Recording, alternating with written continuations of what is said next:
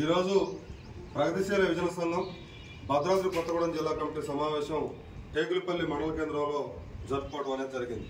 ఈ సమావేశంలో ప్రధానంగా వ్యవసాయ సీజను వర్షాకాల సీజను ప్రారంభమైనటువంటి దశలో గ్రామీణ ప్రాంతాలలో విపరీతంగా విషజ్వరాలు, డెంగ్యూ, మలేరియా, టైఫాయిడ్ లాంటి విషజ్వరాలు వచ్చేటువంటి ప్రమాదకరమైనటువంటి వాతావరణం ఈ ప్రాంతంలో ఉన్నది.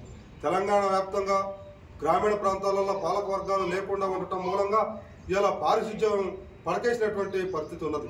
ఇలా తెలంగాణ రాష్ట్రంలో అనేక హాస్పిటళ్లలో, ప్రభుత్వ హాస్పిటళ్లలో సరైనటువంటి వైద్య సౌకర్యాలు లేక, సరైనటువంటి సిబ్బంది లేక, సరిపోను డాక్టర్లు లేక ప్రభుత్వ వైద్య రంగం మొత్తం నిర్వీర్యమైపోయేటువంటి ప్రమాదకరమైనటువంటి స్థితిలో ఉన్నది. ఇంతేకాకుండా ప్రజలకు రకరకాల విషజ్వరాలు, రకరకాల వ్యాధులు వచ్చినటువంటి సందర్భంలో ప్రభుత్వ రంగ హాస్పిటల్ సరైనటువంటి వైద్య సౌకర్యాలు లేని మూలంగా ప్రైవేట్ హాస్పిటల్లో పోతే ఆ ప్రైవేట్ హాస్పిటల్ లక్షలాది రూపాయలు బిల్లులు వేసి వాళ్ళని నిలువ దోపిడీ చేస్తున్నటువంటి పరిస్థితి రాష్ట్ర వ్యాప్తంగా కనపడుతుంది. ఇక్కడ భద్రాద్రి కొత్తగూడెం జిల్లాలో కూడా అదే పరిస్థితి కనపడుతూ ఉంది. ప్రధానంగా భద్రాద్రి కొత్తగూడెం జిల్లాలో ఏజెన్సీ ప్రాంతం ఎక్కువ ఉన్నటువంటి పరిస్థితి.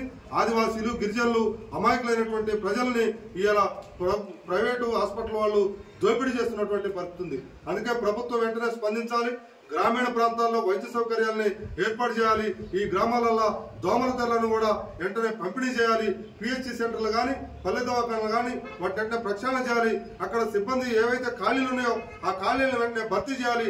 డాక్టర్లను మండల కేంద్రాలలో 24 గంటలు అక్కడే ఉండేటువంటి విధంగా, ప్రజలకు అందుబాటులో ఉండే విధంగా వెంటనే చర్యలు తీసుకోవాలని ఈ సందర్భంగా మేము డిమాండ్ చేస్తా ఉన్నాం. అంతేకాకుండా తెలంగాణ రాష్ట్ర వ్యాప్తంగా నిరుద్యోగ సమస్య తీవ్రంగా ఉన్నటువంటి పరిస్థితి ఉంది. ఆ నిరుద్యోగ సమస్యని వెంటనే పరిష్కారం చేసేటువంటి దిశగా ఈ తెలంగాణ ప్రభుత్వం వెంటనే ఆలోచన చేయాలి. అంతేకాకుండా తెలంగాణ రాష్ట్రంలో ఇలా మద్యం, మాదక ద్రవ్యాలు, డ్రగ్స్, గంజాయి, కొకైన్, హెరాయిన్ రాజ్యం వెళ్తున్నటువంటి పరిస్థితి. గ్రామీణ ప్రాంతాల దాకా ఇలా స్కూళ్లలో కూడా పిల్లలు దాకా చాక్లెట్ రూపంలో గంజాయిని తీసుకునేటువంటి పరిస్థితులు ఇలా దాపురించి ఉన్నాయి. వెంటనే వాటిని అరికట్టాలి. వాటిని అరికట్టకపోతే దశల వారీ ఆందోళన కార్యక్రమాలని, ఉద్యమాలని తీసుకోవాల్సినటువంటి, కొనసాగించాల్సినటువంటి అవసరం ఉంటుంది అని చెప్పి ఈ సందర్భంగా మేము ప్రభుత్వాన్ని హెచ్చరించడం జరుగుతూ ఉంది. అంతేకాకుండా మైక్రో ఫైనాన్స్ కూడా మళ్ళీ గ్రామాలకు వచ్చేటువంటి ప్రమాదం ఉంది. ఆ మైక్రో ఫైనాన్స్ పట్ల కూడా మేము యువతని మొత్తం కూడా అవగాహన కల్పించేటువంటి సదస్సుల్ని తీసుకోబోతా ఉన్నాం.